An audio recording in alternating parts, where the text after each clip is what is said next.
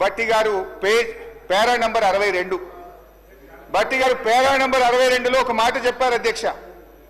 నది దాటేదాకా ఓడమల్లయ్య, దాటిన తర్వాత బోడమల్లయ్య అని పేరా 62లో బట్టి గారు చెప్పారు అధ్యక్ష. ఇది కాంగ్రెస్ పార్టీకి బాగా సూట్ అవుతుంది. నిజమే చెప్పారు అధ్యక్ష, నిజమే చెప్పారు అధ్యక్ష. ఓడ దాటేదాకా ఓడమల్లప్ప, ఓడ దాటినాక బోడమల్లప్ప. ఎందుకంటే అధ్యక్ష, ఎన్నికల ముందు వాగ్దానాల జాతర చేశారు, ఎన్నికలు కాగానే వాటిని పాతర వేశారు. ఇవాళ మహాలక్ష్మి 2500 మోసం, 4000 రూపాయల పెన్షన్, రైతు భరోసా, రుణమాఫీ, తులం బంగారం, నిరుద్యోగ భృతి, ఏడాదిలో 2 లక్షల ఉద్యోగాలు, ఉద్యోగులకు పిఆర్సీ 4 డిఏలు, ఆటో డ్రైవర్లకు 12,000, అన్ని పంటలకు బోనస్, ప్రభుత్వంలో ఆర్టీసీ విలీనం, 5 లక్షల విద్యార్థి భరోసా కార్డు.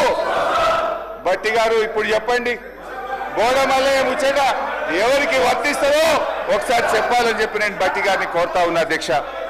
అధ్యక్ష, ప్రస్తుత బడ్జెట్ పై కూర్చోండి బైసా ప్లీజ్. నేను మాట్లాడినాక ఉప ముఖ్యమంత్రి గారు మాట్లాడతారు.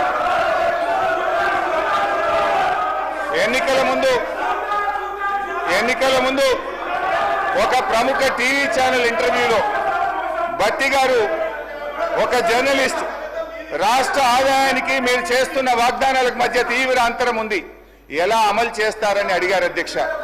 బట్టి గారు జవాబిస్తూ, మా కాంగ్రెస్ పార్టీకి 100 సంవత్సరాల అనుభవం ఉంది, ఆదాయం ఎలా పెంచుకోవాలో మాకు బాగా తెలుసు, మా వ్యూహాలు మాకున్నాయి, ఆదాయాన్ని పెంచుతాం, హామీలన్నీ నెరవేరుస్తామని చాలా కాన్ఫిడెంట్ గా ఆ రోజు ఎన్నికల ముందు బట్టి గారు చెప్పారు. ఎన్నికల ముందు చెప్పారు, ప్రజల్ని నమ్మించే ప్రయత్నం చేశారు అధ్యక్ష. అయితే ఈ 15 నెలల ఆచరణలో ఏం జరిగిందో, ఏం ఒరిగిందో మనతో పాటు రాష్ట్ర ప్రజలందరికీ తెలుసు. వాస్తవిక బడ్జెట్ అంటూ డాంబికంగా ప్రవేశపెట్టిన గత బడ్జెట్ ఏమైందో చూశాం. ఇప్పుడు మళ్ళీ 3,04,965 కోట్ల రూపాయల బడ్జెట్ అని మరో గాలిమేడ కట్టారు అధ్యక్ష. ఇది మోస్ట్ డిజాస్ట్రస్ రూలింగ్, ఇది most disappointment budget. Congress disastrous పరిపాలన వల్ల రాష్ట్ర ఆదాయం మీద నెగటివ్ ఎఫెక్ట్ చూపిస్తుంది. రాష్ట్ర ఆదాయం అంతకంతకు క్షీణిస్తా ఉంది.